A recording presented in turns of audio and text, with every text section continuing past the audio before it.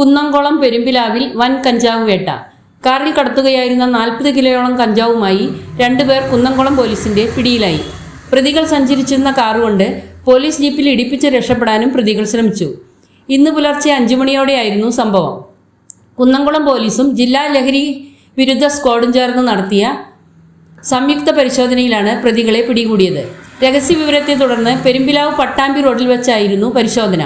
കുന്നംകുളം ചൊവ്വന്നൂർ സ്വദേശി സനൽ, മലപ്പുറം നന്നാമുക്ക് സ്വദേശി മുബഷീർ എന്നിവരാണ് അറസ്റ്റിലായത്.